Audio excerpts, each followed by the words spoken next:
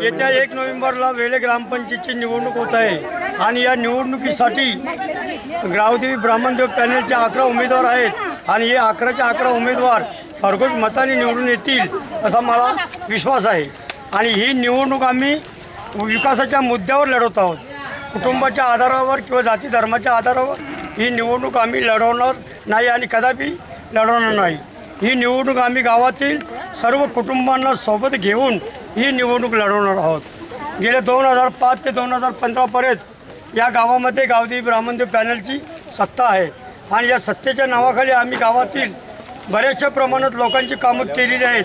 मग तो शाळेतील विद्यार्थी असो, विधवा महिला असो, ज्येष्ठ नागरिक असो, गावातील काही प्रलंबित समस्या असो, या सोडवण्यासाठी आम्ही अनेक प्रकारची कामं या गावामध्ये केलेली आहे।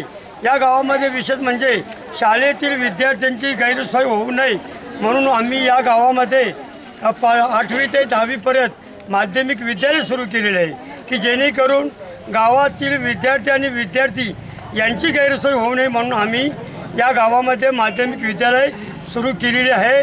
माता भगिनींना, विधवा महिलांना, ज्येष्ठ नागरिकांना असे 360 लोकांना आम्ही सरकारतर्फे अनुदान सुरू केलेले आहे। म्हणजे महिन्याला 600 रुपये, 900 रुपये असे प्रत्येकी 360 लोकांना आम्ही हे पगार सुरू केलेले आहेत आणि त्या आधारे बऱ्याचशा लोकांचा हा एक आम्ही प्रश्न सोडवलेला आहे। गेल्या 2 दिवसापूर्वी परिवर्तन पॅनल आमच्यासमोर आहे। तर परिवर्तन पॅनल म्हणजे काय बोलते बदल हे आम्हाला माहीत आहे। खासदार कपिल पाटील साहेबांनी सांगितलं परिवर्तन म्हणजे काय, तुम्ही या गावाचा विकास केलेला नाही तर तुम्ही परिवर्तन काय करणार आहे असा प्रश्न खासदार साहेबांनी विचारलेला आहे। खरोखर हा प्रश्न अतिशय चांगल्या प्रकारचा हा प्रश्न आहे। परिवर्तन पॅनल आमच्या समोर हा जो पॅनल उभा आहे हा पॅनल काही कामाचा नाही, कारण हा हे 11च्या 11 उमेदवार आहेत, ते उमेदवार कॅपेबल नाही, लोकांची ते कामं करू शकत नाहीत। त्याच्यामधून बरेचसे असे उमेदवार आहेत ते वाळू माफी आहेत, त्यांचा धंदा काय रेतीचा आणि रेती चोरायची आणि बाजार आणि विकायची असे हे वाळू माफिया उमेदवार आहेत। त्याच्यामधील हा एक दुर्जन भोईर म्हणून एक उमेदवार आहे। हा उमेदवार म्हणजे एक वाळू माफिया उमेदवार आहे, याचा धंदा काय रेतीचा, हा लोकांना वेळ देऊ शकत नाही।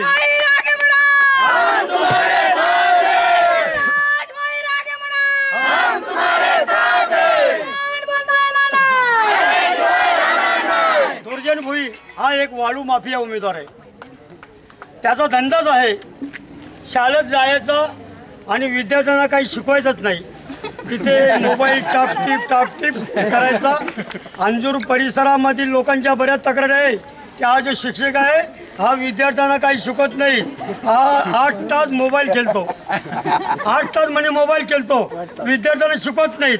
आणि 12-1 वाजता शाळेतून सुटला की माणकुलीला बदामीच्या झाडाखाली जाऊन बसतो आणि बदामीच्या झाडाखाली जाऊन तिथे दलालीची कामं करतो।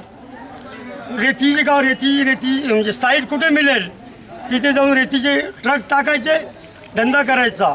माझ्या घरातील मंडळी सर्व आहेत। आता मी 2010ला सरपंच झालो, या गावावर जोसेफचा प्रोजेक्ट सुरू झाला। आज आपण पाहतो बऱ्याचशा गावामध्ये सरपंच सर्व प्रोजेक्ट हातात घेतात आणि चालवतात, पण मी हा प्रोजेक्ट माझ्या हातात न घेता दुर्जन भोईरच्या ताब्यात दिला आणि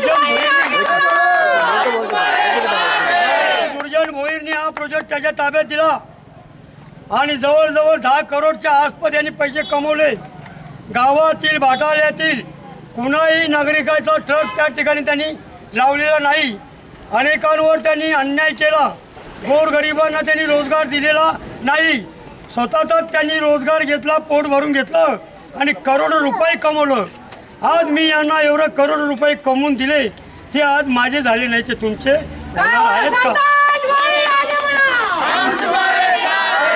ते होणार आहेत का?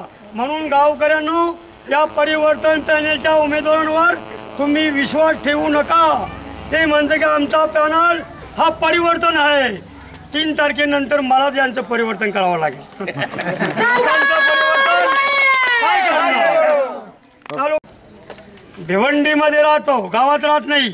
2008 साली जेव्हा पाण्याची टंचाई निर्माण झाली तेव्हा विश्वास थाले आणि सोन्या पाटील गाव सोडून भिवंडीला राहायला गेले गावातील लोकांची यांना अजिबात चिंता नव्हती म्हणून ते भिवंडीला राहायला गेले.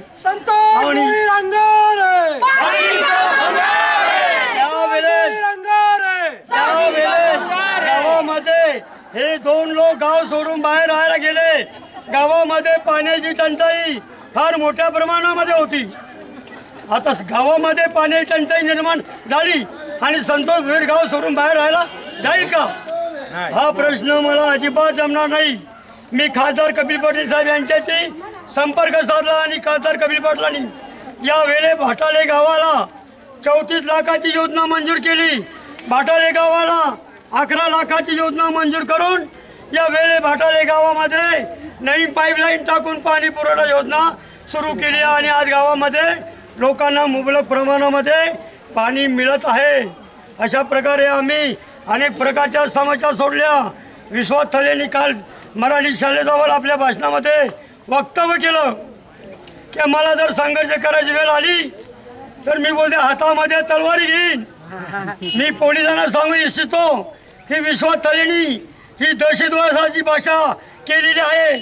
नारपुडी पोलिसांनी पोलीस उपायुक्तांनी या विश्वास थलेवर एफआयआर दाखल करून त्याच्यावर गुन्हा दाखल करावा.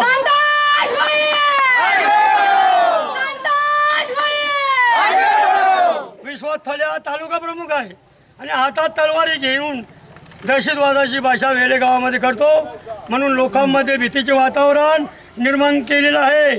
कशिली गावचा देवानंद थले हा वेलेगावमध्ये येतो आणि लोकांना धमकवतो की आम्हाला मतदान करा. विश्वास थले येतो गावामध्ये भांडणं लावतो. वेलेगावची निवडणूक आहे, भाटाळे गावची निवडणूक आहे. तुम्ही भिवंडीमध्ये राहता, तुम्ही भिवंडीमध्येच राहा. वेलेगावचे आणि भाटाळे गावचे नागरिक ही निवडणूक शांततेने पार पडतील. तुम्ही भिवंडीवरून येता आणि गावामध्ये भांडणे लावता आणि याच्यामुळे गावची शांतता आणि कायदा सुव्यवस्था धोक्यात येण्याची शक्यता आहे. पोलिसांनी यांना प्रतिबंध करावा अशी माझी मागणी आहे. म्हणून या गावामध्ये आम्ही गेल्या 2005 पासून ते 2015 पर्यंत गावदेवी ब्राह्मण देवाच्या नावाने आम्ही सत्ता बघतो. म्हणून गावदेवी ब्राह्मण देवाला मी विनंती करतो की या वेळे भाटाळे गावातील इडापिडा दूर होते आणि वेळे भाटाळे गावावर गावदेवी ब्राह्मण देवाचं राज्य येऊ दे. म्हणून गावदेवी ब्राह्मण देवा या भाटाळे गावातील लोकांना चांगली सद्बुद्धी दे आणि पतंग पंखा आणि कप बशी समोर बटन दाबून या 11च्या 11 उमेदवारांना प्रचंड मताने निवडून दे अशी मी गावदेवी ब्राह्मण देवाजवळ प्रार्थना करतो. जय हिंद.